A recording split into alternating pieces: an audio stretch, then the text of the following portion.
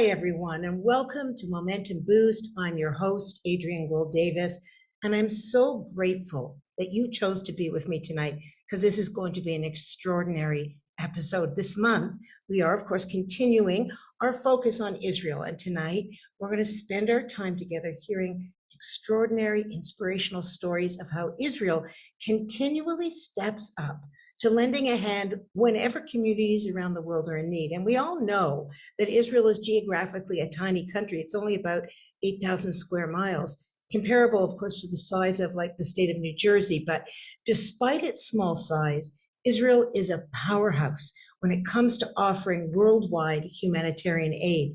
From bringing technological innovations to underdeveloped countries in Africa, to helping with disaster recovery in the US, Israel has more than 70 years of humanitarian aid to share with the world. But of course, those stories of Israel's humanitarian efforts rarely get told. Unfortunately, the international media seems to prefer to focus on conflict in the region more attentively than they focused on the gifts that this country brings the entire world. So I have been for the last 3 weeks in Israel myself, and I'm still there right now. And frankly, I've been overwhelmed with what this tiny country has invented, has created, and has facilitated in the fields of health and high tech and agriculture and so many more. Well, tonight, we want to shine the spotlight on the incredible efforts of Tikkun Olam, the healing of the world that stems from our wonderful homeland. David Kramer is a former IDF soldier. He's a United Nations spokesperson and a social entrepreneur, and he started a wonderful organization called State of the Heart for this expressive reason. He made it his mission to be sure that these stories of Israel's remarkable humanitarian efforts get heard on a global scale. He's also the author of a fantastic book called The State of the Heart, the story of humanitarian Israel. And this book, it's a collection really of over 50 stories that describe the benevolence and the altruism that characterizes the very soul of Israel. And I'm so excited to hear and share with you all of these wonderful stories that I'm sure will inspire all of us to become active and engaged members of our communities so that we can all do our part to make a difference. Welcome, David. Thank you, Adrienne. It's great to be here. I'm just so delighted. I read your book literally in one Shabbat, from morning till night. I loved it. I cried. I laughed. Can you explain to me really what the book, the organization, which came first? Why was it so important for you to launch this project? All right, Adrienne, for the past 10 years in Israel, I've been running a social venture promoting Israeli organizations all over the world. I've had the privilege and the honor to work with some of the most inspiring people that I've ever come across. And after doing this for so many years and telling their stories, I can almost tell their stories better than they can. I came to the conclusion that I needed to put them down. I needed to write a book where I bring these stories of people that, for no other reason than the goodwill of trying to help other people, both in Israel and around the world, of all denominations, of all backgrounds. I decided to put them down on a piece of paper, and I've had the privilege of publishing this book last year, the beginning of last year. So this was a work both of your soul and of your heart. Clearly, you are a patriotic, Zionistic Jew, but more importantly, it sounds to me like you yourself were very, very moved by the things you saw and heard. And I think it's amazing that you decided to share that, and God willing, it will become a bestseller. So can you give me some examples, for example, of some of the things you've told from the organization, some of the stories that you feel you can tell better than anyone else? The book is a collection of over 50 stories. One of my most fantastic stories, which comes to mind, was after the earthquake in Haiti. It was one of the worst natural disasters that the world had ever seen. Over 100,000 people were killed. Over 1 million people lost their homes. And And one of the big stories that came out of Haiti was that the first country to respond to Haiti before any other country, in fact, before the United States, which is right next door, was the state of Israel. And there's a story which happens, I'll tell it to you very quickly. It was Shabbat morning. A group of ultra-Orthodox search and rescue workers had flown from Mexico that flown from Israel via Mexico because they were there in Mexico helping with the helicopter crash. And they arrived on the Shabbat morning in Haiti. Again, it's the Shabbat, and these are ultra-Orthodox Jews. They were members of an organization, some of the best search and rescue workers in the world. And they were led to a collapsed building, a university building in the capital city of Port-au-Prince. And they took over from the American and French teams who had been working, 24 hours around the clock. And after 6 hours, the Israelis reached the trapped students, and they started to pull one by one from the building. They pulled 23 university students from the building. Now, the Haitians that were living around this building had started to gather and watch the sight of these strange-looking ultra-Orthodox Jews with their peyot and kippot pulling their fellow countrymen away out of the rubble. Now, Haitians are they're extremely superstitious, and one of the Israelis turned to their friends after the operation had ended, after they'd rescued all the university students, and he said, "Friends, it's the Shabbat. It's still the Sabbath. We haven't prayed."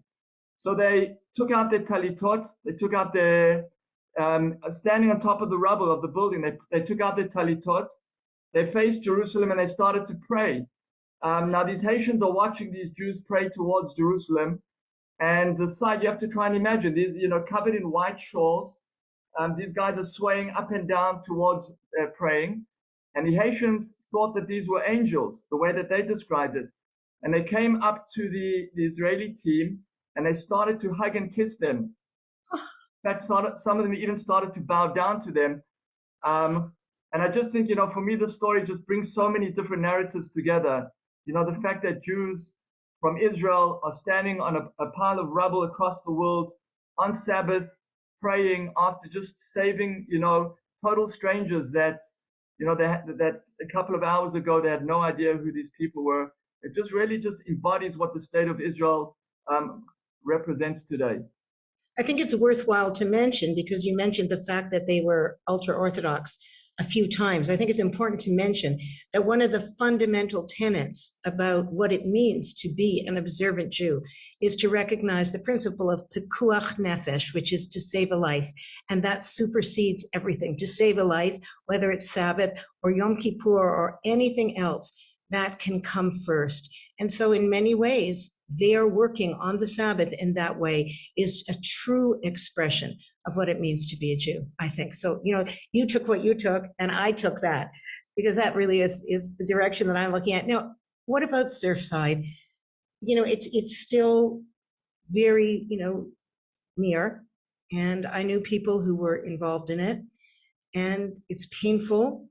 And yet some of the most profoundly moving footage about how they responded to the Israelis was there. Can you show me a little bit of that? Can we maybe take a look at that clip for a second?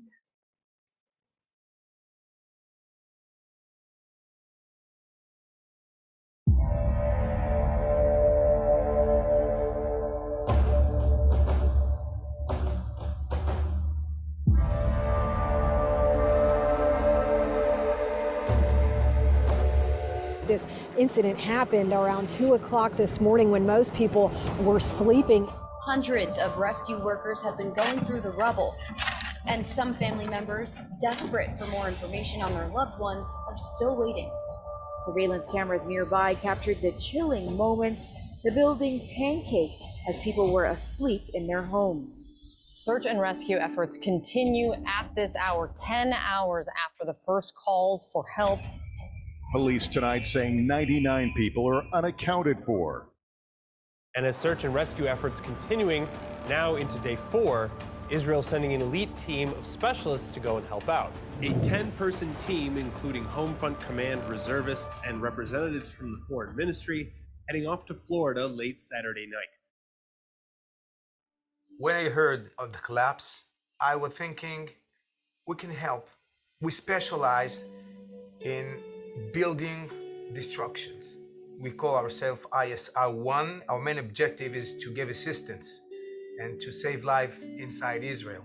We took part in more than 30 overseas operations, from earthquakes to floods, hurricanes, fires, COVID, warfare, engineering failures, terror attacks, and we saved many lives. We saw that we can support the American teams by providing them our methodology. We have in Homefront Command Intelligence Center that provided us technology support, which included 3D models. Those models enables us to know exactly where are we standing, to find some anchors. From the moment that the Israeli army showed up to assist, you could just tell that the professionalism, their work ethic.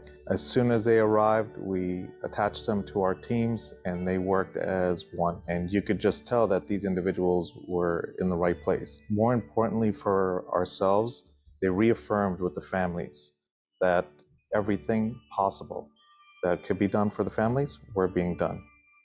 At first, we questioned all the families. It took us 30 hours to question each and one of the family members in order to provide us the right intelligence so we can point and we can put the exact location of each and one of their loved ones inside the apartment. Israelis came in and said, okay, this is how the building fell. This is where the apartments are. This is how we should look for the bedrooms. I drew out, where were the bedrooms? Where was the furniture? What kind of furniture? And they made me feel included and they helped guide me, right? Asking the right questions. And I think that really made a difference in how the search went. People need to be part of the rescue efforts.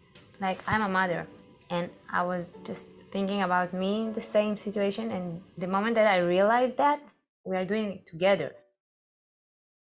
The day we declared that we are moving from search and rescue to search and recovery, which means that there is no chance to find lives under the rebels. It was a very, very hard moment. The pain in the air. It's something I never experienced in my life. You see the families after 2, 3, 4 days, you get related and you hug them and you know that they will not find their loved one alive. Or you remember what was the conditions, the situation of the relative that you have just extracted from the rubbles 2, 3 hours ago. So for me, it was challenging, it was difficult, and it was unique. It was the first mission that I deal this combination between live and dead people. I cannot imagine what it took to film that. And I imagine that there were things happening behind the scenes that were not captured on film. Just the level of solemnity, the weight of that, the pride mixed with like the horror. What was that like for you? What did you see and what did you notice that perhaps was not captured in that film? This video that we produced was one of the most challenging things I've ever produced in my career. The amount of footage that we had, the amount of stories that they told us, we spent an entire day with the team when they regrouped after the event and they discussed the rescue, the search and recovery efforts. So we filmed the entire thing, and there were so many things that we captured. Condensing the story into 7 minutes. 7 minutes has been one of the greatest challenges. And hopefully one day we'll get the opportunity to produce a full-length documentary. I'll tell you an incredible thing that happened, Adrian. The week that we produced the video, I hosted a group of students at my home in Jerusalem, and we like every Shabbat dinner, we go around the table and we get everyone to introduce themselves. And one of the kids tells me that his surname is Ainsworth. And I take a look at this guy again, and I said to him, can you just repeat your name again? And he tells me it's Ainsworth. And I said to him, tell me, is there any chance that some of your relatives were were killed in the building collapse in Surfside. And he told me his grandparents unfortunately were in the building at the time of the collapse. I said to him, I turned to him and I said to him, I need to speak to you at the end of this meal, if you don't mind staying behind. And I just finished filming the day before. And the reason why I was so shocked is that Golan, Colonel Golan that you heard in the beginning, he tells us a story which it was too long to put in the video, but he told us a story that when he arrived at the hotel in Surfside, a man was shouting the number 1104 at him from across the room. And he first thought the guy was a little crazy, so he kind of ignored him. But then the guy carried on and it got louder and louder until he eventually walked up to him and he said to him, tell me, what is this number 1104? He said, 1104 is the number of the apartment that my parents live. You are going to find them alive in the next few days. And next week, I'm inviting you to my home and we're going to celebrate the fact that you found my family. And this was the son of the Ainsworth family. Now Golan carried on whatever he had to do that week. And he said a few days later, he was standing in the building and he heard one of the American firefighters shout to his colleague, this is 1104. So he said to the guy, what did you say? He said 1104. He said, you're saying apartment 1104, you found apartment 1104? And the guy said, yes, sir. He said he called the entire Israeli delegation and he said, guys, this is my apartment. And he describes the event in great detail, that he himself took it upon himself to find the parents, to find the grandparents. He found them and he said that he treated them like his own parents. The amount of attention and care that he gave them, as he gave to everyone, but in this particular case, he was a little bit more connected because he remembered the incident in the beginning. And he accompanied them from the moment that he found them to their burial. He took care of everything that needed to take place, and he took it upon himself to go and break the terrible news to the family. The Ainsworth family is actually an Australian family that was living in Miami, and their daughter gave birth, I think 2 days afterwards, to a grandchild, and they invited Golan to the bris, and he was the sandek. He was the one that held the baby during the Brit Milah. Oh, so here at Momentum, we call those HP moments. Hashgacha pratit, obviously, right? Odd or God, higher power. But to hear that in Israel, that had come so full circle and you ended up in that, well, I mean, it's not really surprising. What does it mean, really, to be Am Yisrael? What does it mean? What I see and what I hear is just a sense of responsibility, a sense of kind of unity without uniformity for sure, but a sense of responsibility, one for the other. Tell me how that plays out for you. Today, Adrienne, I think one of the most ironic accusations against the state of Israel is the fact that we're accused of being a country and a people that have no regard for human life. Because if you really want to sum up all the anti-Israel movements, all the different organizations, if you want to sum up the bottom line of what they're all trying to tell us, is that you guys you have no regard for human life. And the greatest irony, and again, it's not a contest, but you cannot find a country and a people that have more regard for human life than the Jewish people and the state of Israel. And you see this everywhere. Today in Israel, we have over 32,000 charities, which is more than any other country in the world, which, for Israelis, that's not such a great thing because it just shows that everyone's competing for the same ideas. But from an outside point of view, it just shows that this is a society that really cares about what's going on. Israel, we've sent over 140 official global aid delegations since the state of Israel was born, and hundreds, if not thousands of more unofficial ones to every corner of the world. The Jewish state is helping people regardless of what they believe. In fact, one of the organizations that I wrote about helps people in Islamic countries that if they found out that these were Jews and these were Israelis, who knows what they would do with them. And you see this just across every industry, in the innovation space, the business space in Israel. We have over 7,500 startup companies which are answering some of the biggest global issues and challenges today. and helping literally millions of people around the world. And I think the question that you asked, what is the Jewish people? It's a question that is constantly evolving. But I think it's whatever the answer is, it's happening right now, and it's happening in front of us. You know, this is really what it means to be a light among nations. People often ask what that means. But you know, it's not just standing there and reflecting what life could look like. It's actually sharing your light, moving your light. You know, I was fortunate enough to listen to 4 very high-ranking female soldiers in the IDF the other night.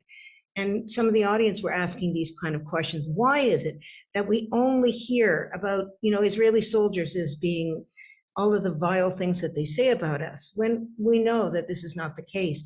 And one of the women, who is actually she's in intelligence, but she controls where they drop the bombs, says that she has spent days watching a monitor to get everyone out of a house, which is a clear target, only to have them bring more people onto the roof in order to prevent her from firing. Days, and then missions aborted because they just will not take the risk with human life. I would imagine many people say that we're losing the PR war, but your efforts in film and with your book hopefully will correct that. Why do you think film is such a powerful vehicle? And what does it mean for you as a filmmaker? Is this the best expression in your mind, or do you prefer writing? Film is definitely my preferred medium. You know, writing is not my background. I forced myself to write the book. Film today, the opportunity that we have with online video today is unbelievable. You know, I can tell you that this video that we produced in 2 weeks, over 300,000 people have already watched the video, and I can show you who they are. We spent a lot of time thinking who we wanted to watch this video, and we're working with some of the top guys in Israel that do this for a living, that make sure that content gets seen. And I think we have a great opportunity at the moment to take our story, as you mentioned, which hasn't really been told and unfortunately is not being heard, and make sure that Americans and people beyond America that are watching their phone, you know, hundreds of times a day, and you know, I don't need to tell you the importance of you know, of content today, that everyone's watching their phones and their laptops, and we want to make sure that we take these stories and we show them, and we make sure that they're seen by many people. What are some of the, I mean, we've all heard of, you know, the I won't even use the phrase, but you know, it's a play on Hollywood industry, where the propaganda machine tries to make Israelis look bad, sometimes using photographs of children that they recycle from other countries from 4 years before. I've seen all of that. How do you get eyeballs on this film? Is there a particular, is it a social media strategy? How can we help? How can we, you know, this vast network of Momentum Women, mothers, you know, in 30 countries around the world, how do we help you? And also, let's make sure that we put in the chat here, the chat function on Zoom, the link to your film. But how can we help, and what strategies do you have in mind to make sure it gets out there? Look, I'm almost sure that the people that are watching this video understand the importance of social media probably more than me. We all have a network today. The world has drastically changed over the last few years. We all have an online network. We have an offline network, which we always had. But everyone is an ambassador today, whether we like it or not. And I think, again, I think the Momentum community is an unbelievable community. I should mention, and I forgot to mention in the beginning, I've actually hosted Momentum groups at my home in Jerusalem. So really? Shabbat of a Lifetime? You did the Shabbat of a Lifetime thing? Correct. Oh, I haven't been to your home. I thought I'd been to everybody's. Well, I'm going to hopefully come next week. Are you hosting next week? Unfortunately not, but I should be. I should be. You know, what do you think the future looks like for State of the Heart?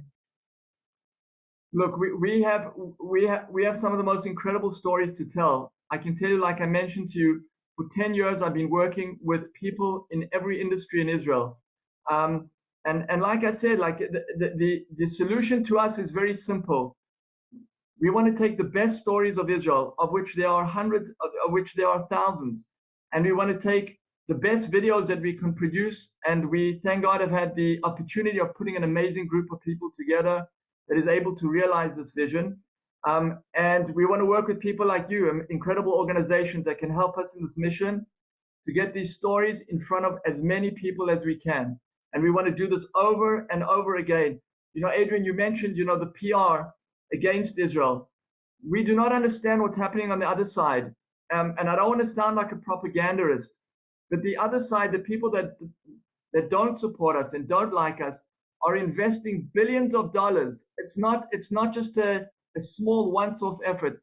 It's a huge collective, well-invested effort to make sure that our international reputation and image is ruined. And it's taking effect.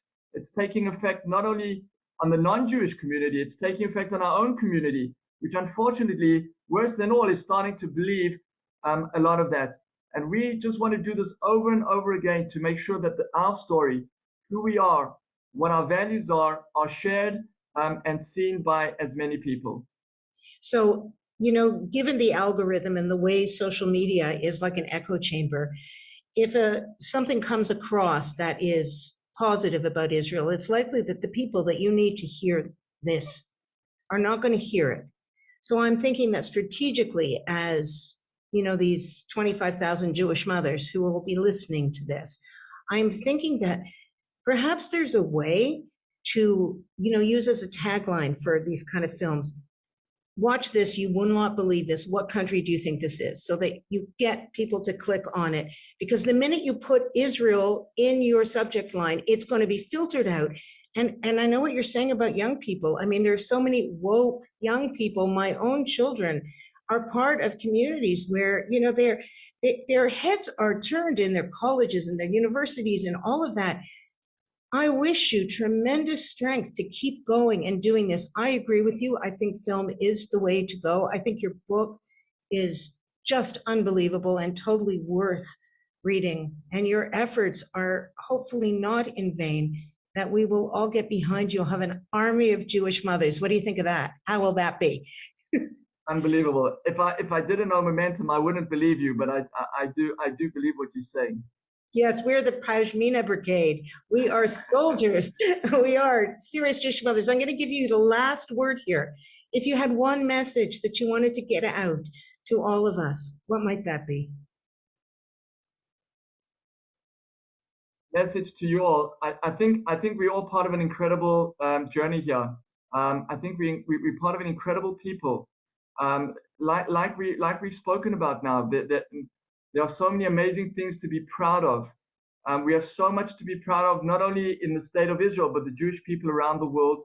We have a value system and a history and a heritage that we can we just have to be proud of it.